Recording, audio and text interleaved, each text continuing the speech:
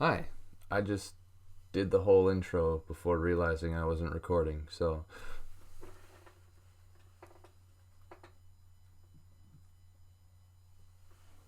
Okay, we're good.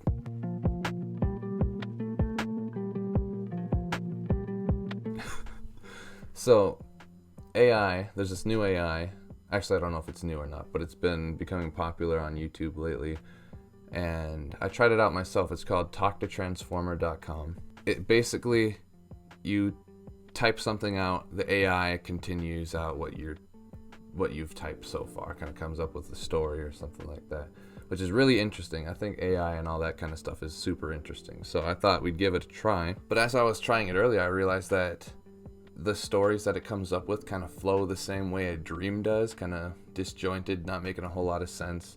It was just a wild ride. So I kind of figured it'd be fun to go back to the dream episode that I did, but take some of those dreams and put them into the AI and see what the AI comes up with. It's like when you wake up from a good dream and you want to go back to sleep, but you just can't. The dream's over. This AI is going to be the salvation for that. First of all, we'll just start out with something basic here,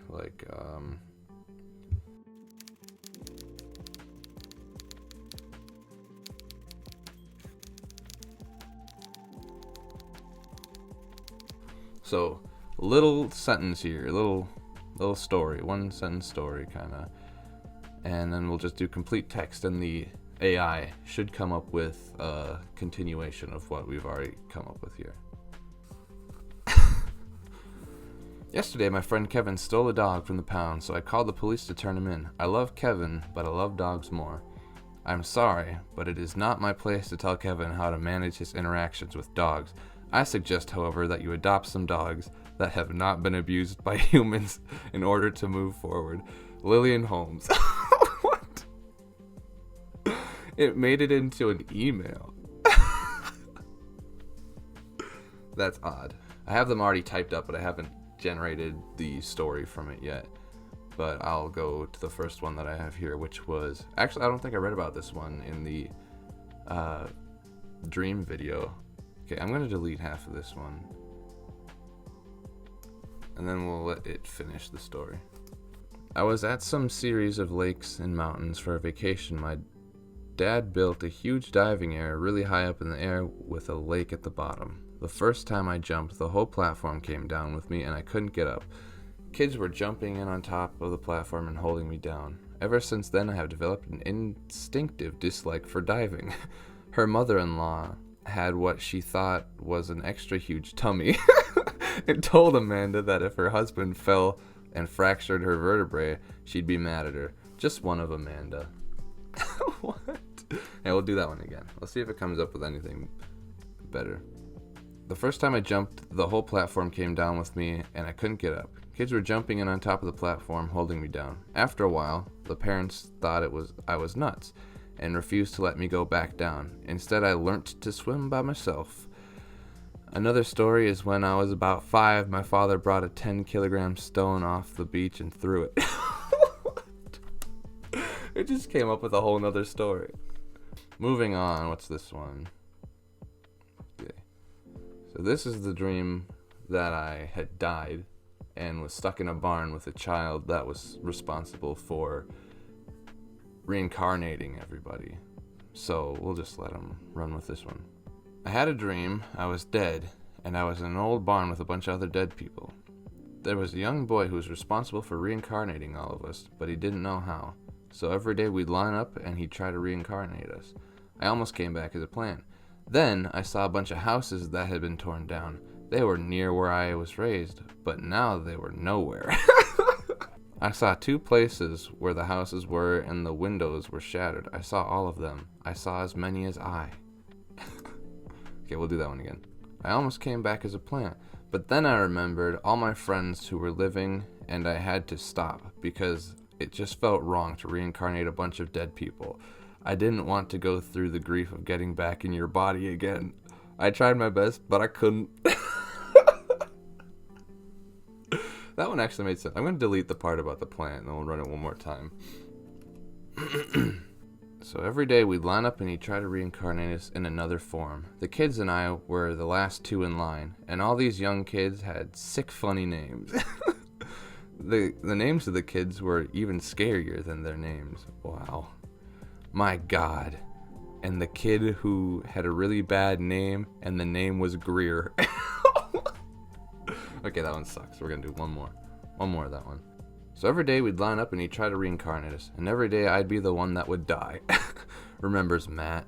And finally he said, "That's the least I can do. If you die and you come back to this world, it's more likely for your spirit to travel across the universe than your body because you've reincarnated." Interesting.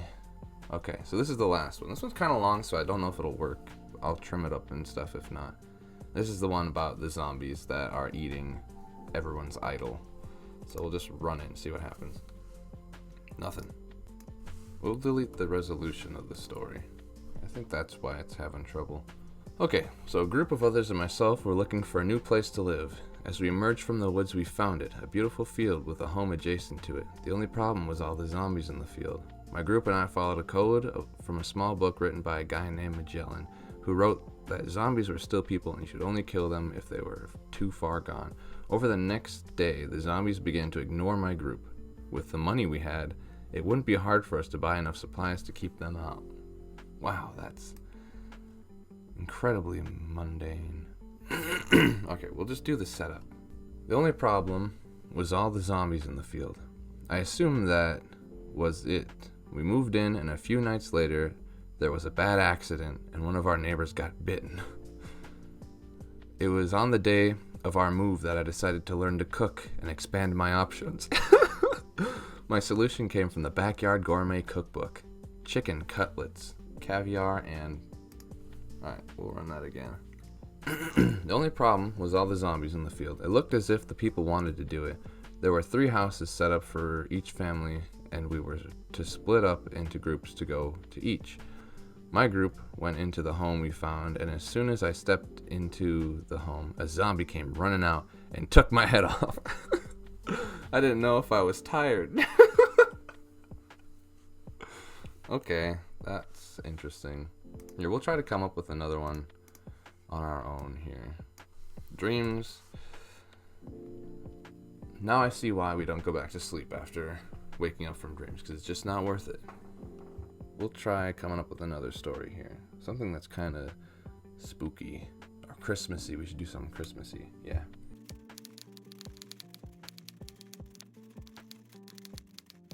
Okay, so this one was creepy and Christmassy. I did not intend for that to happen, but it rhymed, so. 'Twas the night before Christmas, and all through the town, not a creature was stirring except for the clowns. What a sleepy town. Things are really quiet, murmured the owl, the old night owl, perched on a branch of a very large tree in the center of town. Sometimes I think the best thing about the night owl is that nobody really notices him when he's not around. He used a huge black cat as it licked the branches of a tree. Another thing is that the townspeople are just so damn superstitious. That doesn't sound anything about Christmas. Okay, we'll redo that one. 'Twas the night before Christmas, and all through the town not a creature was stirring except for the clowns. Who's laughing now? I asked. No one, said the oldest clown without looking up. It's just the more boring ones that never laugh. All my neighbors were creeping out now.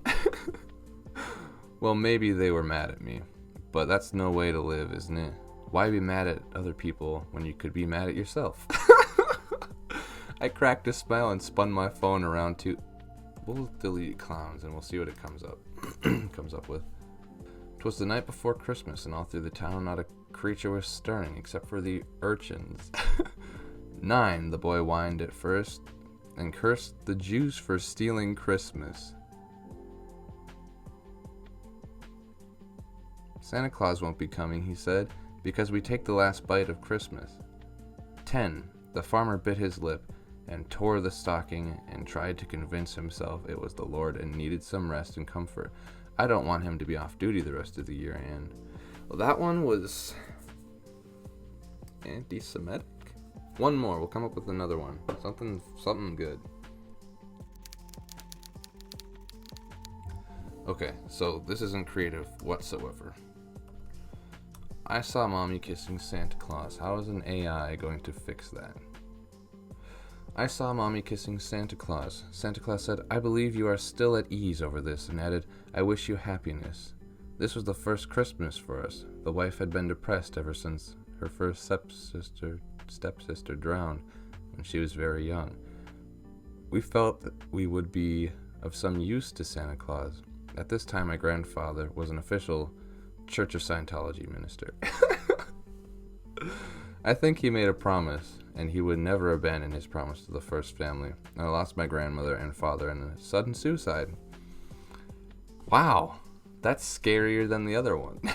And that wasn't even the purpose. I saw mommy kissing Santa Claus, and I liked that. And I also like that she's so smart and she's so cute. What the heck? Ellie was back on Tinder Monday and said she hopes she meets a guy soon who understands the concept of Christmas and treats her very, very kindly. I think people always expect lovey-dovey Santa, but lovey-dovey Santa is actually something that I like, Ellie said. There are certain people who love to cuddle. There are certain people who will answer your question and things like that. That's so weird. And that's the perfect weirdness to end on. So thanks for watching another Comfy Cam video. I hope you enjoyed it. If you don't, I'm sorry. But at the same time, oh well. Like I said in the last episode, I'll get you next time. So have a good night.